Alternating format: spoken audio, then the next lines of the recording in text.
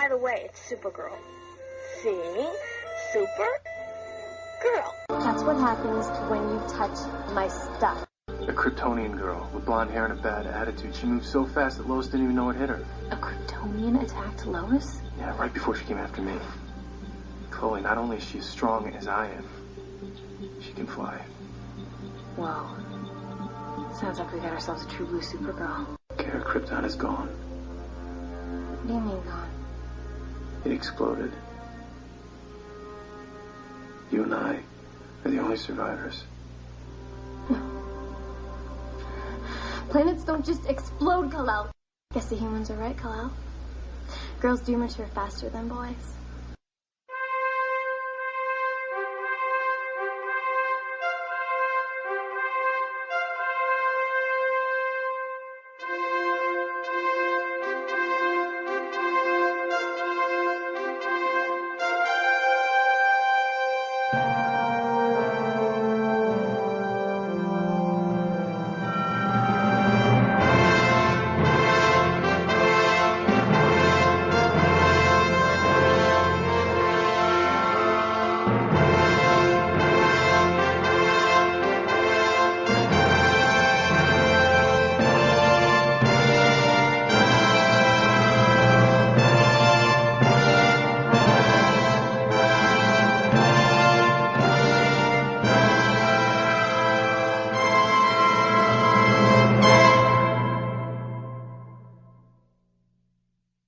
Hey everybody, welcome back to another thrilling episode of Krypton's Last Daughter, a Supergirl podcast. This is episode 2, and I am Andrew Pinkham, and along with me tonight is my co-host, good friend, and Comic Con extraordinaire, Danny Sabb. What's up, man? What is up, Andrew? How's it going, buddy? It's going very well. How about you, man? Pretty good, not bad. This is the second recording we're doing in the past 2 days now, so it's it's like a marathon over here, you know? It seems like it, dude. It seems like it. For sure. But that's okay. It's all in good fun. Yes, indeed. And to those of you who are confused as to what we're really talking about, we've combined forces and moved to KaraZarel.com. I've joined Danny over at KaraZarel.com, which I'm stoked about. And I'm really, really excited about it. So, and I just thanks again, dude, for letting me be a part. Yeah, for sure, absolutely, man. Like I said, we both have the same interests. We both love Supergirl, and so it just made sense, right, to combine forces and unleash the evil together. Unleash the evil. I like it. For sure. I like it a lot. Definitely. And really, why I haven't had episodes out. I mean, this is actually only episode 2 of the show proper, which is kind of ridiculous considering I started this show well over a year ago. Somebody's a slacker. I very well could be a slacker, but you know what? That's all right. We're getting along, moving. So, and we got lots to talk about tonight. So, but basically, what's going to happen is I'm going to be splitting the episodes in half. Basically, our regular coverage will be part A, and part B will be covering every media appearance Supergirl is involved with, whether it comes Superman, the animated series, Justice League, Smallville, so on and so forth. So be on the lookout in the Krypton's Last Daughter feed for that. Also a part of the Krypton's Last Daughter feed will be a brand new show that Danny is helping me with. It's called Power Girl Earth 2's Last Daughter. And that show is covering Power Girl, the 2009 Power Girl series, and the 2007 JSA series. A lot of fun. I love that show, and I'm just thrilled to be able to do that with my good buddy Danny. So, and we teased last episode. It hasn't even been released yet, but we teased it. I'm sure all of you are excited to know about it. Danny, you just came back from Dallas.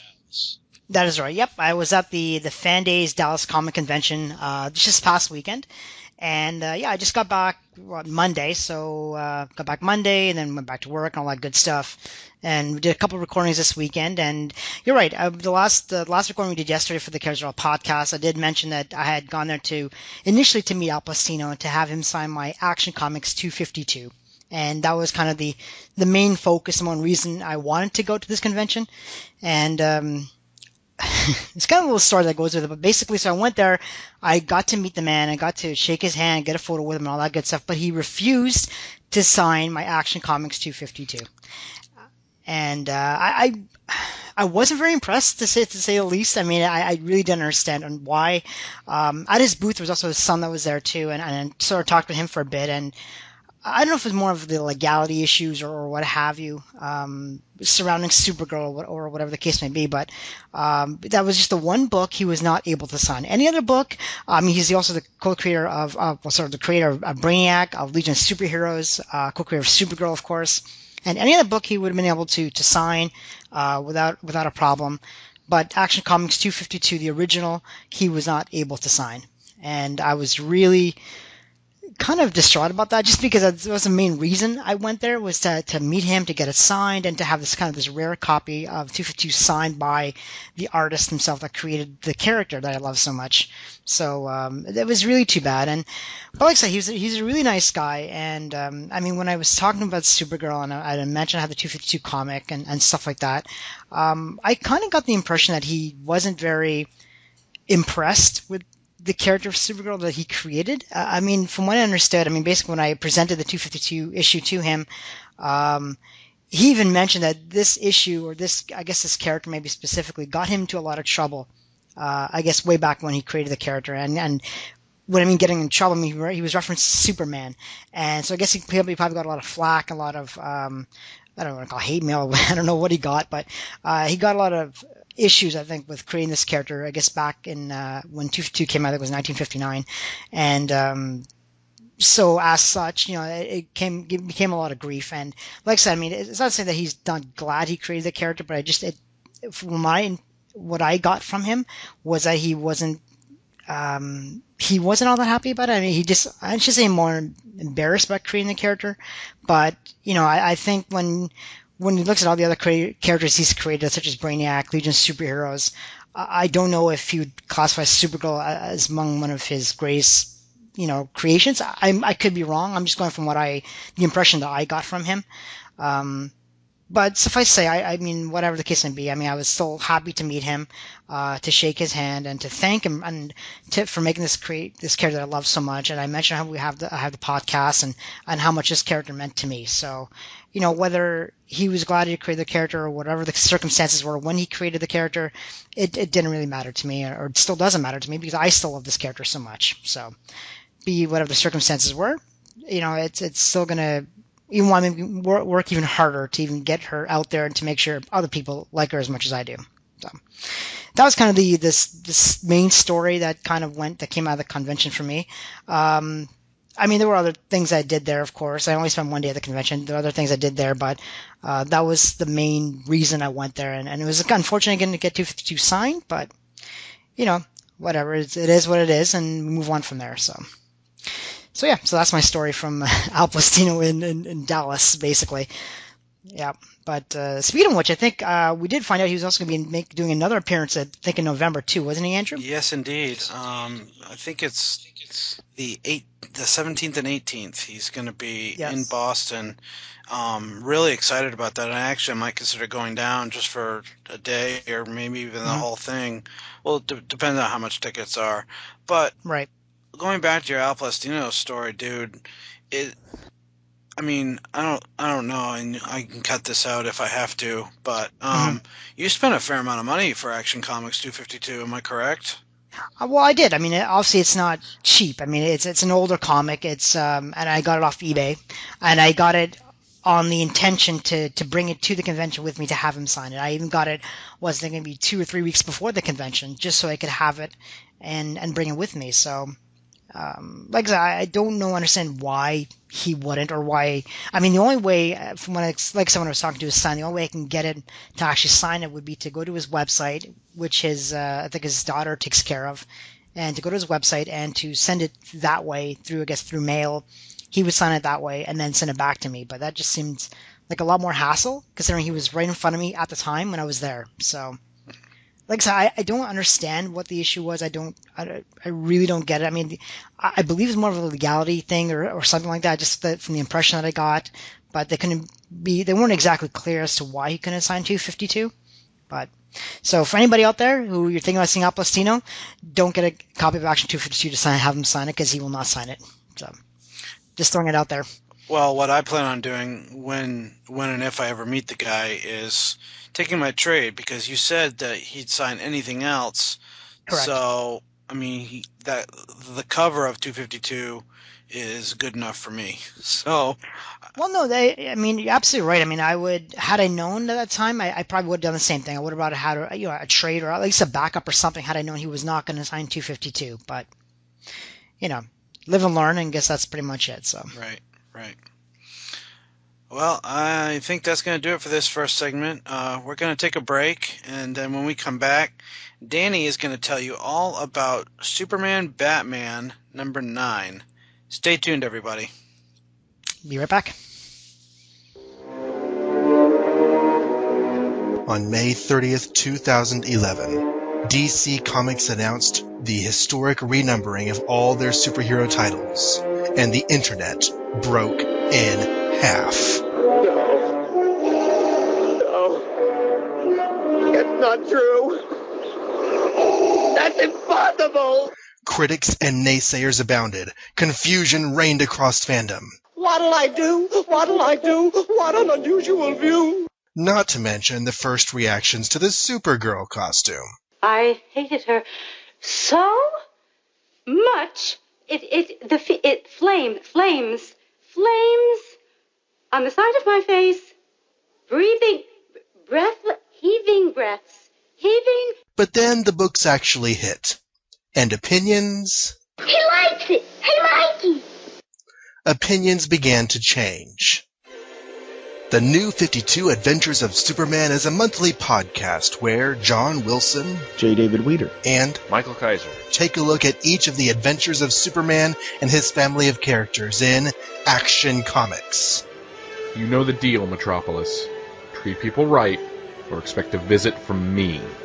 The Superman who appeared 6 months ago could hurdle skyscrapers and toss trucks around. Now it's faster, now it's stronger. How soon before it can't be stopped? Superboy. If resolving a situation for him is going to get me out from under these people once and for all, that's a small price to pay for freedom. Release the Superboy. Supergirl. Okay. Giant metal creatures falling from the sky, speaking in clicks and beeps. Father would love this dream. And Superman. You could do so much good. We could do so much good. I am doing good, Lois. Clark's such a loner. Never really lets anyone get close to him. The New 52 Adventures of Superman. Available the first of every month on iTunes and at new52superman.libsyn.com.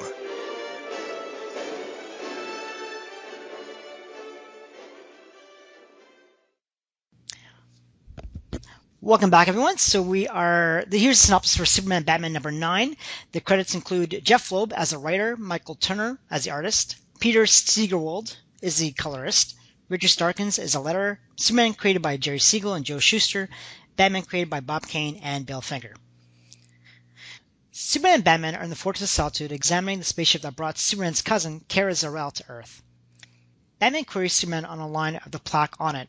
Superman confirms that it is treasure, not terror or trouble. That Kara would be for the planet. They also discovered that it has a kind of solar light that batches the occupant in sunlight. Then Kara bursts through the door, chased by Krypto.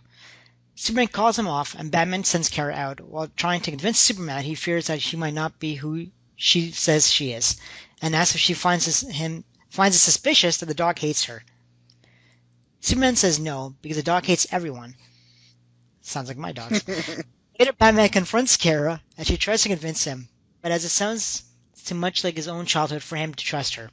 He examines that he doesn't trust her because she desperately wants him to. On Apokolips, a girl called Precious challenges the female Furies. They defeat her, and Darkseid asks Granny Goodness to get him a suitable replacement for Big Barda. He demands a girl who fell to Earth. In Metropolis, Clark introduces Kara to the city. Bruce tails them from the shadows. They go to the Superman Memorial. Kara realizes that the reason Clark's simple disguise works is more because people see him as so much higher than them. Then they are attacked, and Kara tries to fly away, but a golden rope wraps her ankle and pulls her back. Clark changes to Superman and races to her rescue, but Harbinger appears and restrains him. An archer shoots at Batman, and he throws a batarang, breaking her bow. Superman throws off Harbinger as Batman confronts the archer. Amazon warrior Artemis. She knocks him down and prepares to stab him, but he drops her with a dart. Kara is pulled in by her assailant, Wonder Woman. And that is the synopsis for this issue. So, Andrew, what did you think of this issue? I loved this issue. I tell you what, Jeff Loeb did an amazing job writing this issue. And I really love Superman in this issue specifically. I really love the way Loeb portrays Kara in this issue. And so innocent and just... I really loved the writing in this issue. And Michael Turner's art looked really, really good. I really like the look of both Superman and Batman. I did like the way Kara looked. There were some things that I will mention a little bit later on. And really, towards the tail end of the issue, I loved that Wonder Woman just showed up out of nowhere. How about you, buddy? What did you think? No, I agree with you 100%. I mean, this was a great issue. I had read this issue a while back, but it's been a while, so I basically just went through it again for this episode, and I didn't realize how many differences there were in this issue compared to the animated movie that they did. And I mean, before when you would tell me we were going to talk about this issue, and the first thing that came to my mind was the animated movie and what happened through it. Then when I sat down and read this book, I really picked out a lot of differences, or not a lot, but quite a few differences in the book compared to the movie.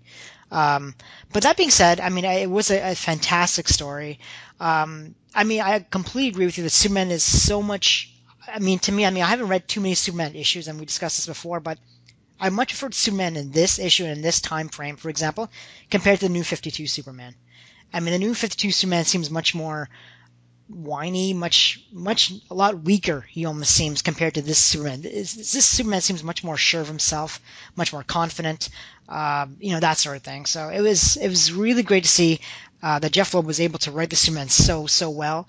And the same thing goes for Batman too. I mean, there's a great character in Batman, and the two of them had such amazing chemistry, I think, together. And just the fact that you were able to have these little thought bubbles between Superman and Batman as kind of the story progresses along the way, and you can kind of see what they're both thinking of. So I thought that was really, really great. But I mean, the art was absolutely fantastic. I love the cover as well too. It was really, really good. It is absolutely a fantastic book from cover to cover for sure. Absolutely. And to echo what you thought about the cover, I loved this cover. I thought it looked great. Batman and Superman and Kara all on that same front. It just looked fantastic. So, what did you think of Batman being so ridiculously untrusting of Kara? Well, I think it's in his nature, in a way, right? I mean, he's a detective, right? So he's always kind of looking for why things are happening the way they are happening, and that's his motivation. That's what he does. He's a detective, and this is what he's built for, so to speak. So I mean, I have no problem with that. I mean, he basically he's suspicious as to why did she crash land to Earth and why now, and what is her ultimate goal, so to speak, right? And I think even compared her, I think, to Superboy at one time. Superboy is a clone as well too of Superman, and at the same time, he's also thinking maybe this girl is the same thing as well too. So, he has his hesitations, and I think it's really quite interesting to see how the difference between him and Superman are. Where Superman seems so much more trusting, and even revealing his identity to Kara and all that stuff. Where Batman seems a little bit more laid back, not laid back, but a little more kind of on the outside looking in kind of thing, and seeing the whole entire package the way it is, where Superman is kind of so involved in his cousin and really wants to get to know her as much as possible, and doesn't care if that's out his identity or whatever the case may be. So, but no, that goes to Jeff Loeb's credit and to the writing of Batman. I mean, like I said, he wrote him perfectly, exact way I would imagine Batman as a hero. So. Definitely. How about you? Very good. I liked the use of Batman in this issue. I'm not so sure I get why Batman is ridiculously untrusting. I get it. And I specifically like the references to both Dick Grayson and Jason and how he's molded those two, and specifically with Jason being killed. And I kind of like the references to Jason Todd being killed and Death in the Family. I thought that was a really cool way to reference that and to just bring that all in and make us understand what Batman is like and how he's so untrusting. So I liked him a lot. Mm-hmm. Totally agree. Absolutely. What did you think of Kara's spaceship? Did you like it? Dislike it?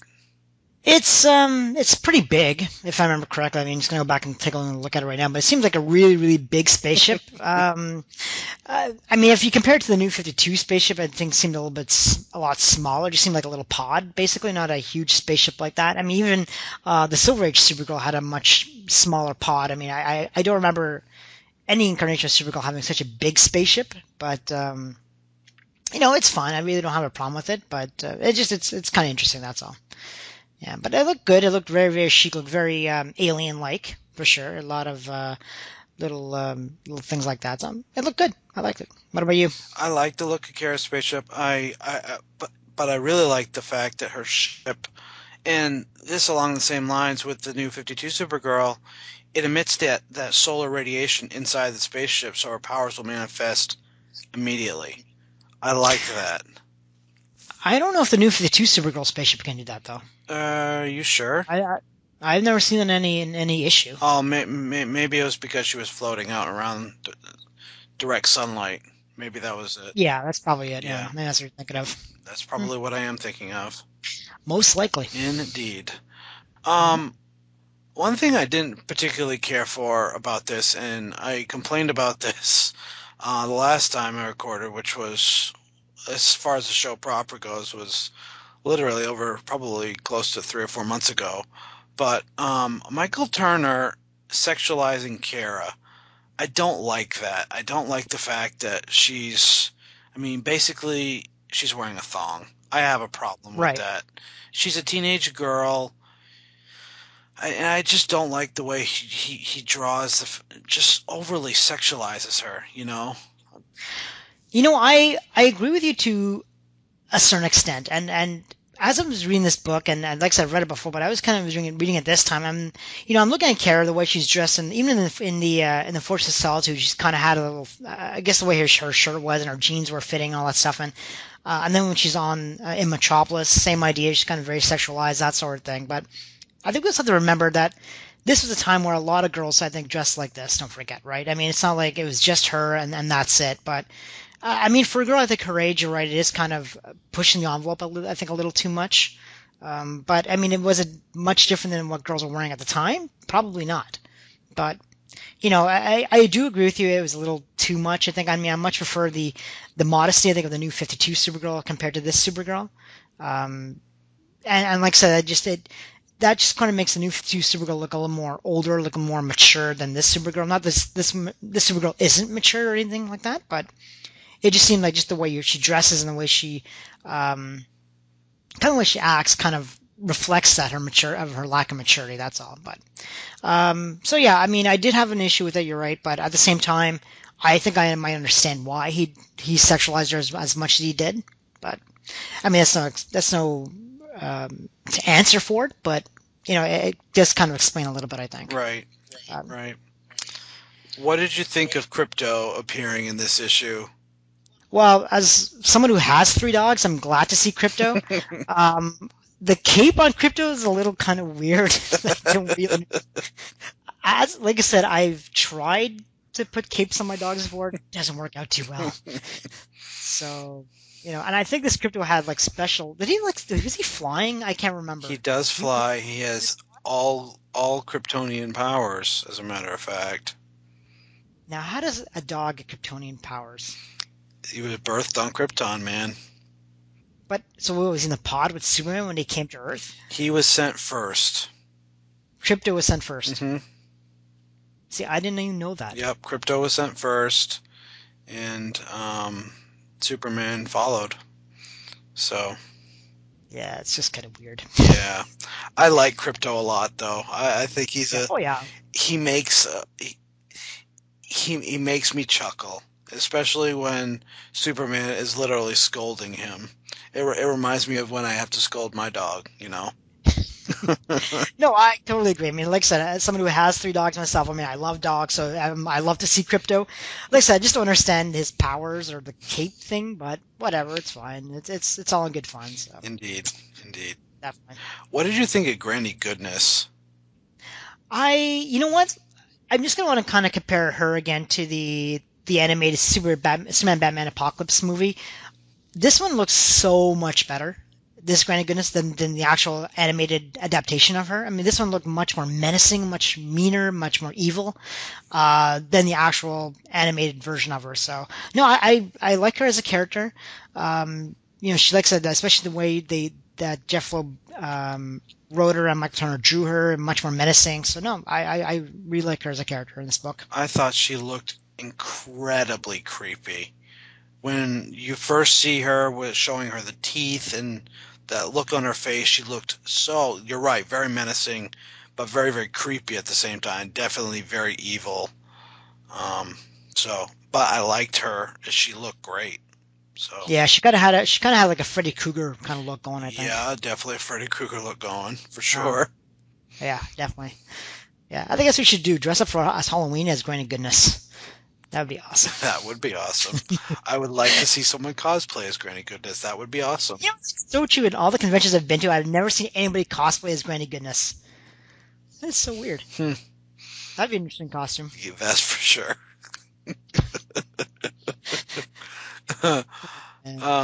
What did you think of Kara mentioning hot dogs being made out of real dogs? Did that make you chuckle at all?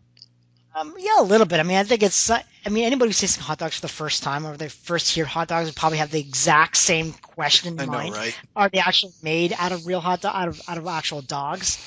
And I just love Superman's response saying, "You don't want to know what they're made of." It's like, yeah, that's fantastic. Yeah, but I mean, just little things like that. It really makes you suck in with this character. And that's why I love this issue so much. I mean, Jeff Loeb is just does a great job with just sucking us in and really getting us involved with this character. Yeah, no, for sure. No, definitely. I mean, the only thing I didn't like about this Kara, and I'm just going to compare it to the New 52 Kara for a second here, but the one thing I just don't like about this Kara is the fact that she's just getting pulled around by everybody, told what to do, where to go, that sort of thing. And she willingly does it.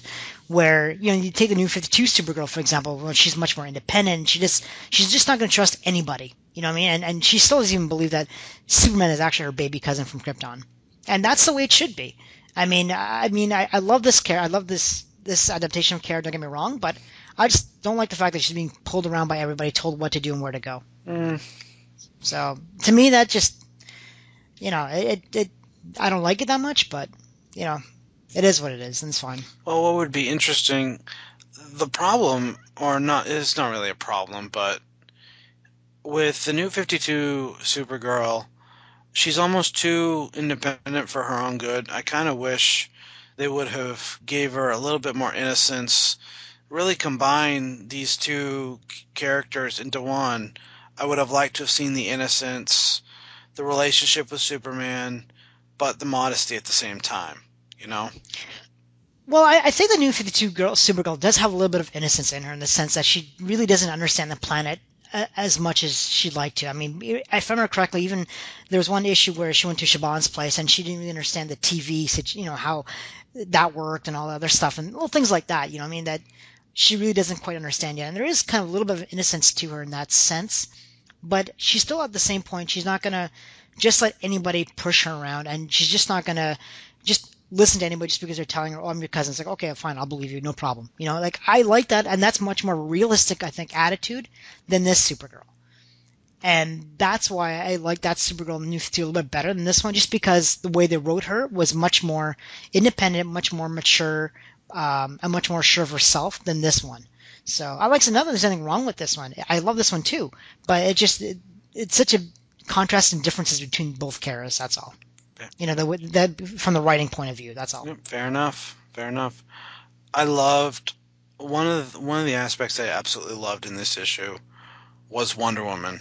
I loved seeing her. It was a complete surprise when I first read this book that Wonder Woman was the one to take Kara and basically to train her. I mean, I'm spoiling ahead just a little bit, but she really took her under her wing, which I think is really cool, you know? Oh yeah, totally. I mean, it's I completely agree with you. And I think if I remember correctly, I watched the movie first before I actually read the book. I think. And no, you're right. When I saw Wonder Woman, it was kind of a surprise to me to see her in there. Now, correct me if I'm wrong. Maybe I'm mistaken about this, but in the movie, Batman was in on the plan to have Kara go with Wonder Woman to get her trained. But in the book, that wasn't the case, was it? I don't believe so. I don't remember exactly.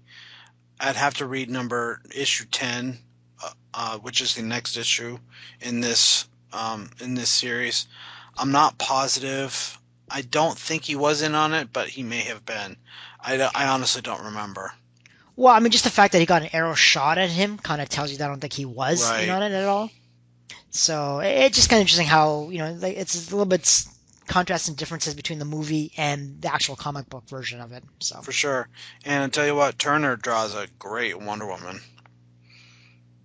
Oh yeah, no doubt about that. I mean, he draws a great Wonder Woman, draws a great Kara.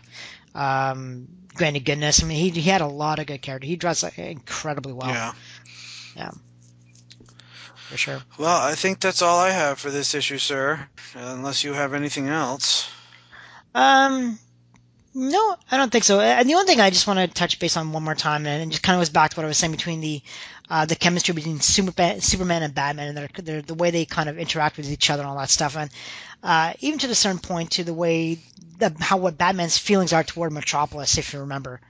There was in one part in the book where he was saying that he didn't like Metropolis very much because of the lights and all that stuff, and because obviously Batman, he works better in the dark and in shadows and stuff like that. That's why I guess he's not a big fan of Metropolis. But it's just kind of interesting to see their kind of contrast and how they both, the way they both are, the characters, and how they both contrast with each other. Yet somehow they have a really good chemistry together too. Absolutely. So I thought that was really, really cool. But no, that's pretty much all I want to touch base on. But no, I think I pretty much covered all the points I wanted to cover, so I'm good to go. Awesome. Well, we're going to take a break. I'm going to play a promo. And when we come back, I'm going to tell you all about, we're going to dive into the Silver Age with Action Comics 253. Stay tuned, okay?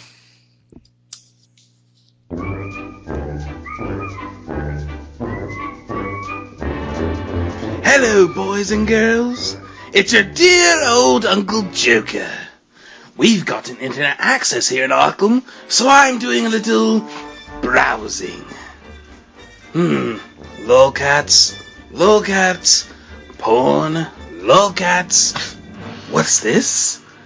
Bailey's Batman Podcast? A bi-weekly podcast devoted to everything Dark Knight Detective? Well, Michael Bailey, where's Bailey's Joker podcast, eh? We'll see about that. Harley, get our things. We're going to Georgia.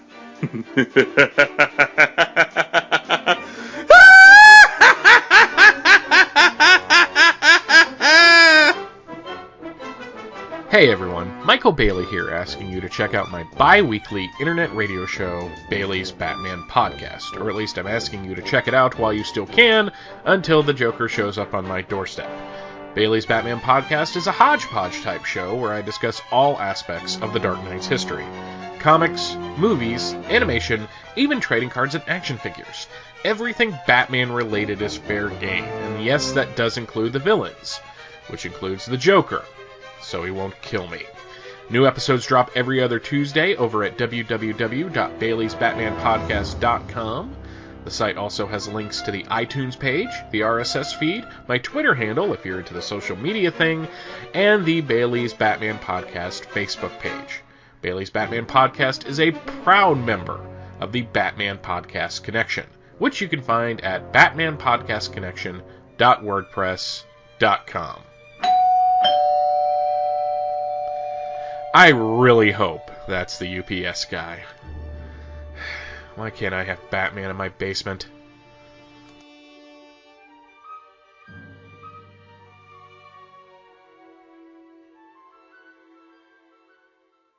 And welcome back, everybody. Like I said before, we broke. We're going to be covering Action Comics 253. The credits on this one is Otto Binder is the writer, Jim Mooney is the artist and inker, and Mort Weisinger is the editor. Getting into the synopsis, the Midvale Orphanage is having a Get Acquaintance Day, where the children meet with prospective adoptive parents. Supergirl, in her guise of Linda Lee, secretly uses her superpowers to ensure that nothing goes wrong and also give her an edge in avoiding being adopted. Later in the day, she finds young Timmy crying in the corner and learns that he's afraid he will never get adopted because he doesn't have any special talents. Determining to help the boy find new parents, Linda introduces Timmy to the Wilson family, who are farmers. However, it turns out not to be, as the Wilsons can't afford to adopt a child, and the orphanage refuses to let them adopt Timmy. Deciding to help the Wilsons and Timmy out, Linda decides to learn a way that Supergirl can secretly help them out. She gains inspiration from seeing a Superman film featuring her cousin Superman, drilling a hole through a gulch so that people could more easily see petrified dinosaur bodies. Linda comes up with the idea. That night as Supergirl, she digs a hole right to Italy on the Wilson property and sets up a giant telescope, allowing people to see the Leaning Tower of Pisa for the cost of $1. The Wilsons then raise enough money to sell their farm and buy a new home in Midvale. Figuring Timmy is a country boy, the Wilsons decide to go back to the orphanage to find another boy. Deciding to get involved once more, Linda convinces Timmy to put on a magic show to impress the Wilsons. Timmy managed to pull off a number of magical feats thanks to the secret aid of Supergirl's superpowers. After wowing the Wilsons, they decide that they're going to adopt Timmy. And that's where our issue ends. So what'd you think about this one, buddy? Well, I mean, for starters, I haven't read too much of the Supergirl Silver Age issues, to be honest with you. I mean, this is probably one of the very few that I've actually read. But to be honest with you, I absolutely loved this story. I really did. It's kind of refreshing, kind of reading a story like this where it's very wholesome, very kind of innocent, where, you know, you can compare it to almost today's comic books. I mean, just to give an idea, I mean, this morning I basically just caught up with Batman, and I finished issue 0, and then read issue 13, and the Return of the Joker and all that stuff. And you know, you compare that comic book, for example, to something like this. I mean, it's totally different, and it's kind of refreshing to read something this wholesome, this kind of innocent. But I just love the fact that Supergirl, Kara Zor-El, kind of has such great feelings for her fellow orphans, and is willing to go to the extremes to help them and stuff like that, and doesn't even care about recognition. I think, to me, that's probably the biggest thing, is the fact that she did this. She wasn't looking to be in the media or in the newspaper like her cousin is, for example, but she does this just for her own sake and to be nice and to do something that's nice for somebody else. And to me, that's awesome.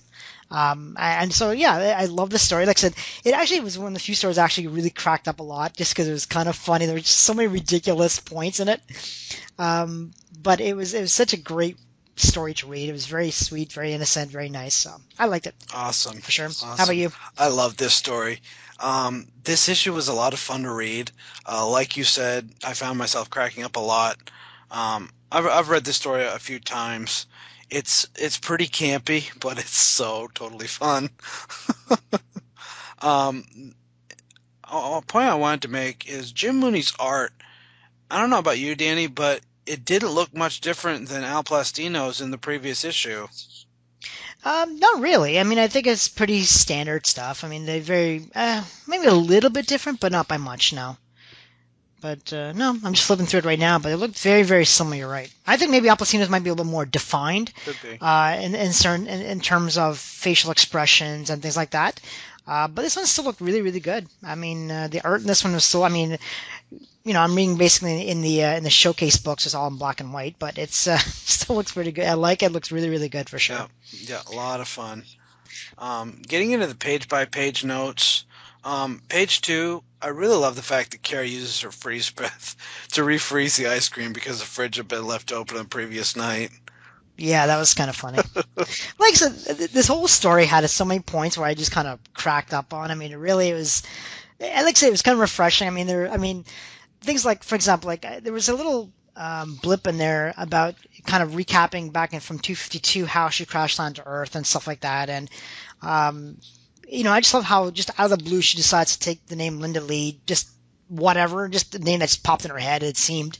And just things like that. And there was another part where what she called when she went down at the earth to go all the way to Italy when she threw the rock. No, when she went digging through the ground, look for jewels or for oil or whatever. And she called it super boring, I think it was. It's like just little things like that. And then this part I don't really understand, but how Superman built some sort of peephole to see dinosaurs. I didn't really understand that at first. But like I said, that's the beauty of this story. Is so ridiculous. You laugh and you enjoy it at the same time. Yeah, absolutely. And I mean, it's absolutely ridiculous and a little wonky that Kara could throw a boulder so hard all the way through the earth, and that the boulder wouldn't disintegrate. Well, not to mention the fact that not only did she throw it through the earth, but she was able to get it all the way around in time for it to pop out on the other side. Right. That was awesome. A little ridiculous, but oh well. It's the Silver Age. It's meant to be a little bit campy, Yeah, it's a lot campy. But on page 5, I really like that Kara got her inspiration from Superman. We get a lot of Superman references throughout the Silver Age. This is one of very many that we'll get in the near future when we're covering these stories. Right. And you can definitely tell that she looks up to Superman a lot, and really he can't do anything wrong in her eyes. I got the sense. So I don't know about you or how you feel about that. Well, I mean, let me put it this way. I mean, basically, this is a book that was back in 1959 or so, I think, was when this story came out. And obviously back then, I mean, the whole men, women, the way the roles were defined, all that stuff were a lot different than they are now. So, I mean, in retrospect to that, I can understand why she would listen to him and why she would do whatever kind of he said and that sort of thing. And I get that part. But no, you're right. I do like the fact that at least that she is trying to do the best that she can, not simply because he told her to do it, because I guess also because I think she wants to do it as well too, and she wants to just do things that are good and that'll help other people. And so I did like it, and like I said, in turn, it'll also appease her cousin and that sort of thing. So no, it was I like that part of it. It was really, really nice. Yeah, I mean, that's not much else to say about that, but it was nice to see. Very for sure. Good. What did you think of on page 7 and 8 when Kara helped Timmy during his magic show? That was pretty nice. I mean, I kind of get the idea what she was saying, that basically, I mean, she can kind of use her powers, and everyone just suspect as part of the show, and Timmy would just kind of suspect that it was, that she did plan it all ahead of time with wires and stuff like that. So it was kind of nice. I liked it, and but to me, I think my most favorite panel would probably be the last one, basically, where she's holding a newspaper with Superman on the cover, saying that, the cover of the Daily Planet says Superman smashes iceberg to save ship. And then Kara / Linda Lee is basically just saying, well, you know what, that's fine.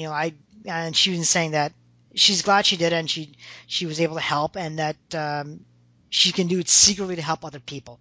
She doesn't do it for recognition, to be in the papers, but she does it secretly, and she does it to help other people. So I like that. That was probably my favorite panel. Absolutely, yeah, that's one of my favorite panels too. And I wanted to mention, there's really not much else to say about this book, except that these stories are all backups. And both Danny and I are reading out of the Showcase Presents. But Action Comics at this time was still an anthology title. So many different stories all rolled into Action Comics. A lot, mainly Superman, but there were others too. I think there was like a Wild West story in this one, as well as Supergirl. Supergirl came right after the Superman story, but at this time, Action Comics was still an anthology title. So Yeah, for sure. Actually, you know what? Correct me I just want to make one more reference, but I think my second favorite panel was the part where they're trying to see the Leaning Tower of Pisa through a telescope all the way on the other side of the planet. Yes. I love that. Like, really? Yeah, that was great. Yeah, I thought that was fantastic. all I'm imagining when somebody's looking through that telescope is an Italian on the other side mooning them. Imagine how cool that would have been. That would be awesome. That would be awesome. Oh, goodness. Oh, so do you have anything else for this issue, man? Or is that pretty much it? I think that's pretty much it, but I actually, one more thing, I think you mentioned about references to Superman. I think that, I don't know if this was a reference intentional or not, but the first family that when they came to this adoption thing and they were looking at Linda, their last name was the Trent family, I think it was, if I remember correctly. Yep, it was.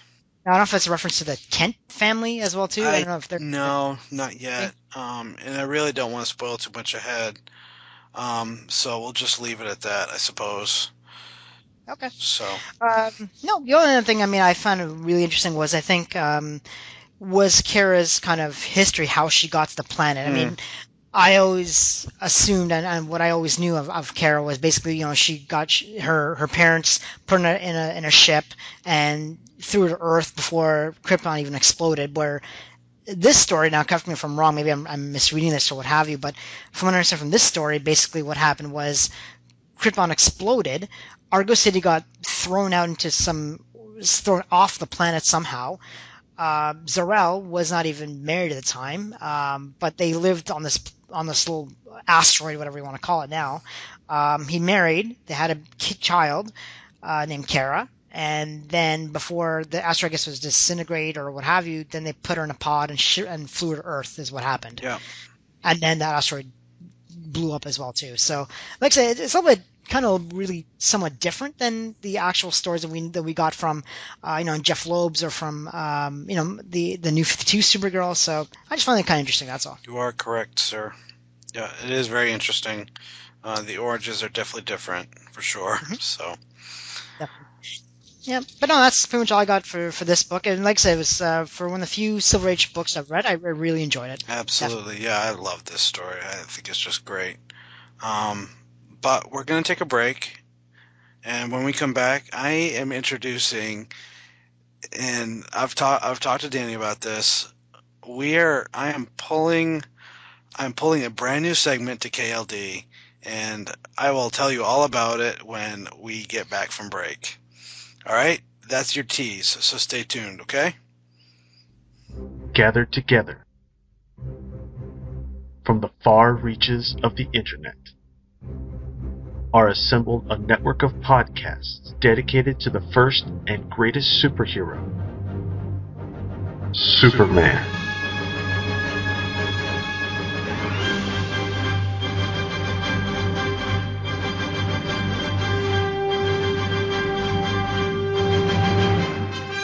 The Superman Podcast Network is dedicated to covering all aspects of the Superman legend, featuring The Thrilling Adventures of Superman, Golden Age Superman, the Superman Fan Podcast, Superman in the Bronze Age, From Crisis to Crisis, a Superman podcast, The New 52 Adventures of Superman. I've got a few things to say about Superman. The Kral Podcast, the Superman Vidcast, the world's best podcast, and Radio KL from SupermanHomepage.com. Join hosts Michael Bradley, John Wilson, Billy Hogan, Charlie Niemeyer, J. David Weeder, Jeffrey Taylor, Michael Bailey, Scott Gardner, Danny Sabb, Cayman Stoll. I'm Isaac. I'm Adam. Steve Eunice and co-host Scotty V at SupermanPodcastNetwork.com.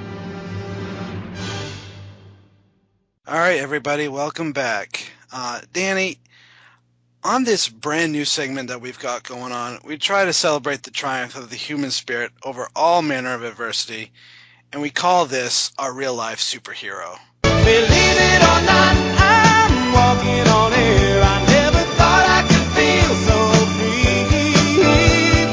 Flying away on a wing and a prayer. Who could it be? Believe it or not, it's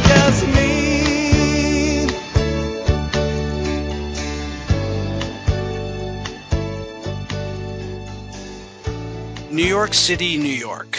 A 79-year-old New York man helped police capture a shoplifting suspect by chasing after the man until he dropped a piece of paper bearing the name and address. James Marr, who said he runs obsessively in Central Park 6 days a week, said he spotted Dwayne Reed worker chasing after a man with a full laundry bag October 4th while yelling, "Stop, thief!" the New York Daily News reported Wednesday.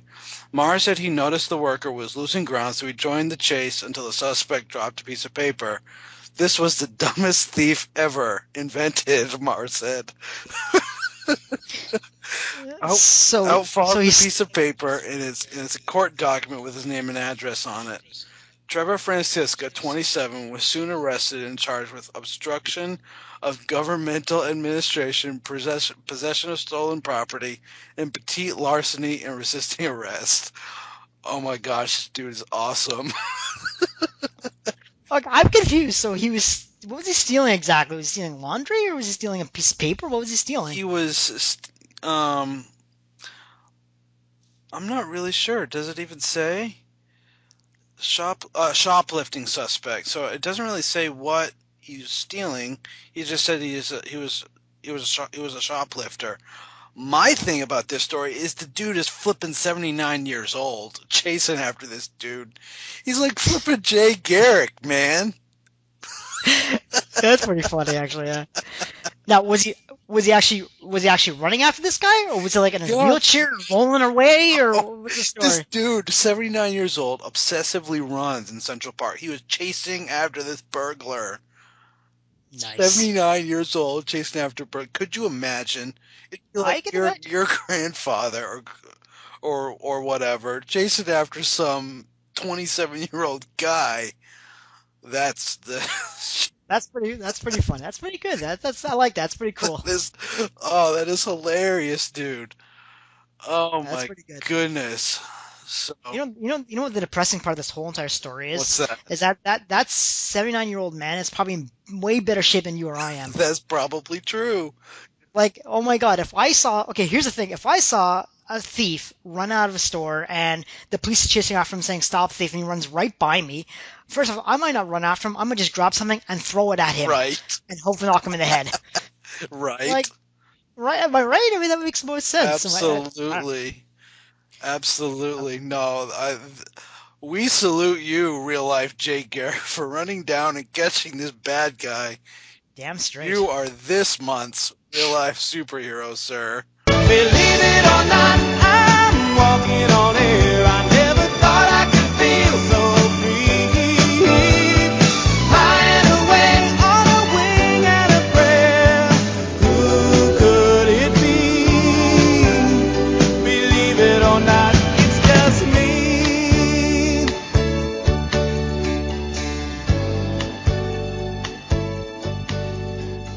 What does he win? I don't. Our admiration is what he wins. Well, he gets my semi-admiration, not the whole thing. Nice. Just semi. I hope you guys like this new segment. It's a chance for Danny and I just to laugh and have a good time. Although we laugh a lot during the podcast anyway. But this is a segment I borrowed from one of my favorite podcasts called The Big Honkin' Show. It's just a fun little blip that I figured I would add to KLD. Considering we are talking about comics and superheroes and stuff, so we might as well get a real life one in there too, right? Makes sense to me. Why not? Absolutely. But I'm going to take another very small quick break, and when we come back, we're going to do. I've got an email that I've got to read from a listener, so stay tuned, and we'll be right back. You are cordially invited to attend a podcast that observes the unfolding events of history. Come with me and observe the birth and growth of a legend. From the pages of a 10-cent pulp comic book to the newspapers, radio program adventures, theatrical films, and more.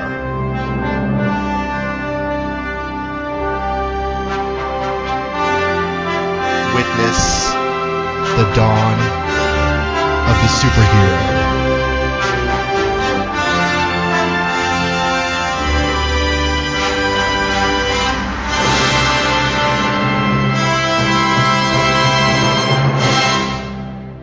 Golden Age Superman.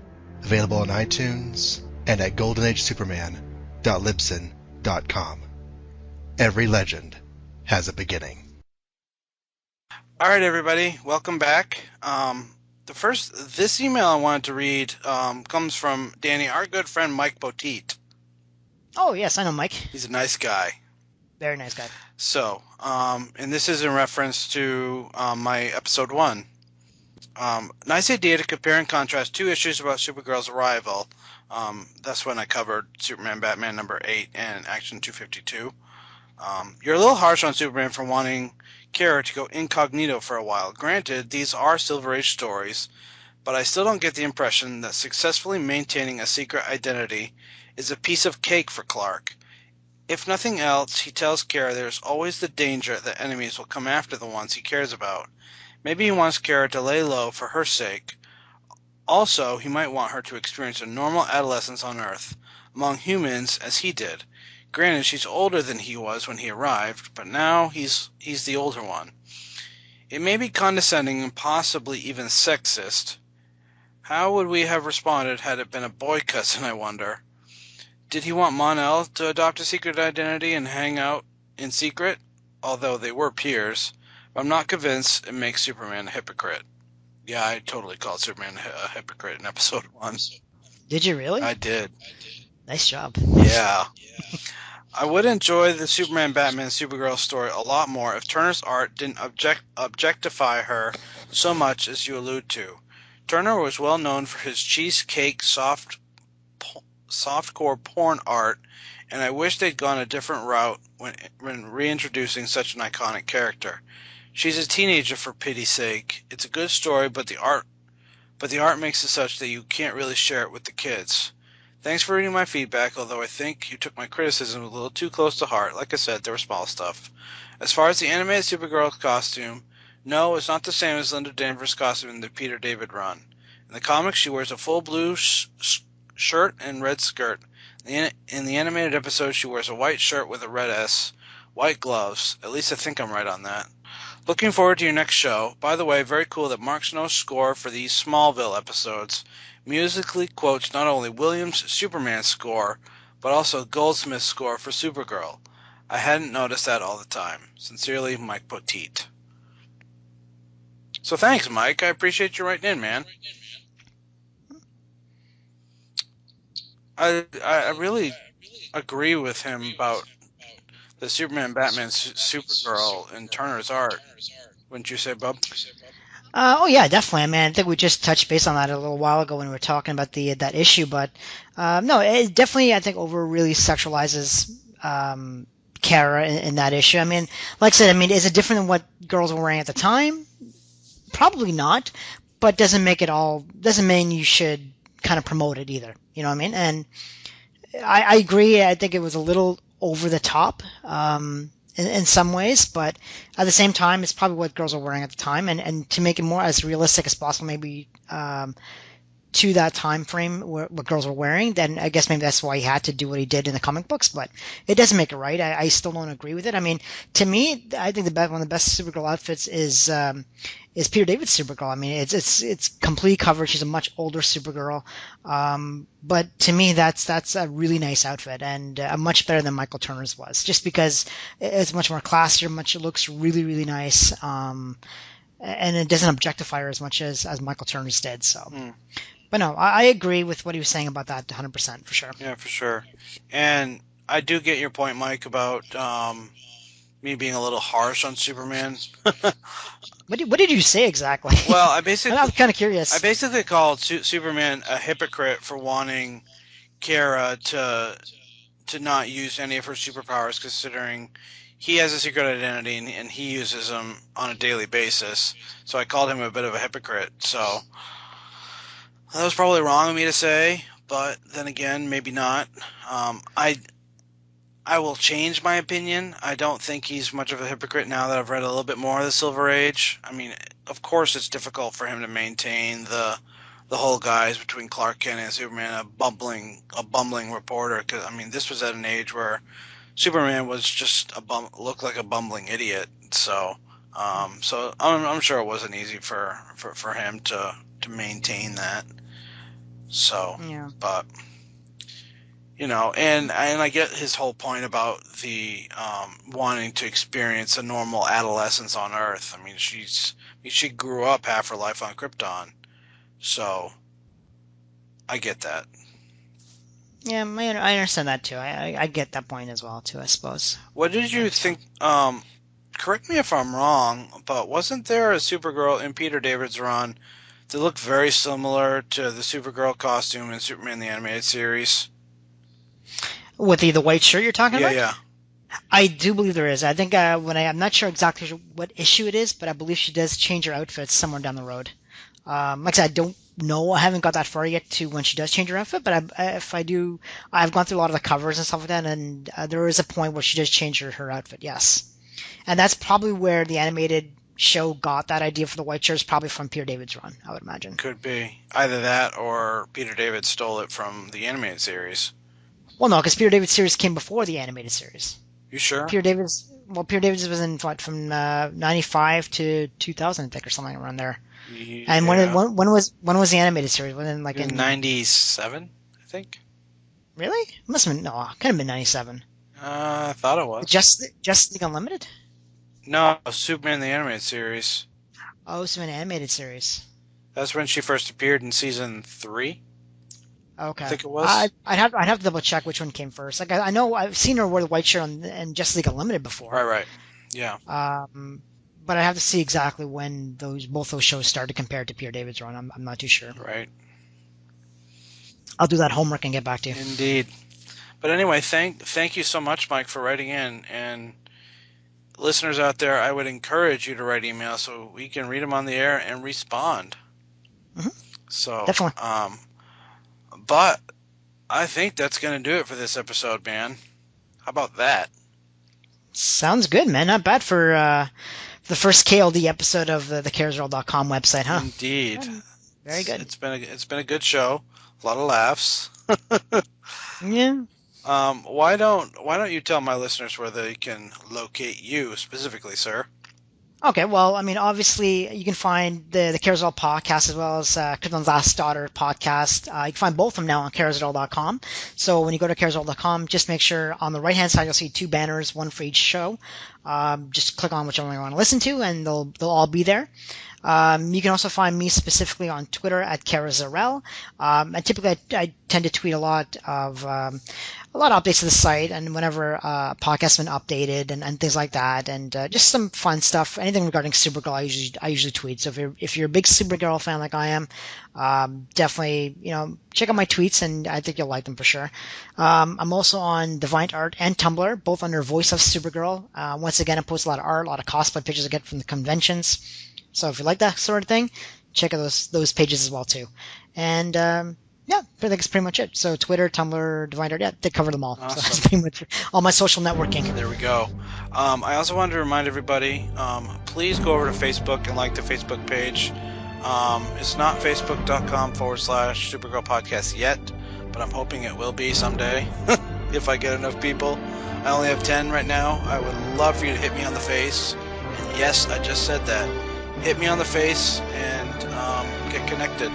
So, really, until next time, thank you so much for listening, and we will talk to you later. Bye, everybody. See ya.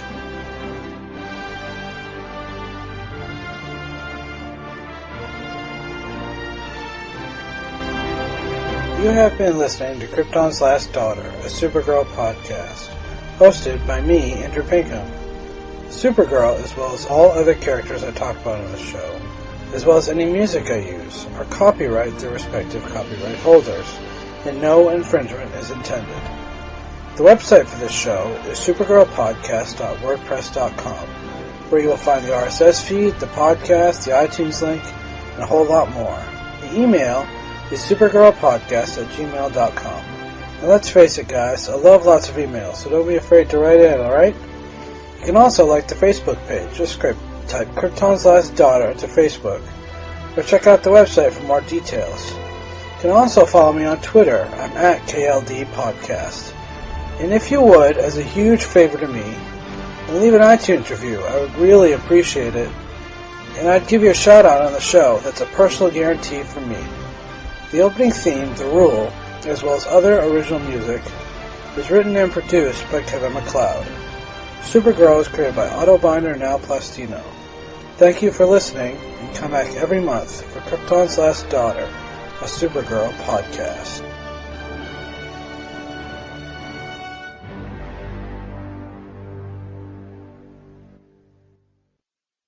To be honest, I'm not sure I've earned the right to wear this uniform, but I will. Welcome back, everybody. So we are... Hold on. That's so good. Take 3. Shut up. So not much help. All right. Okay. Welcome back.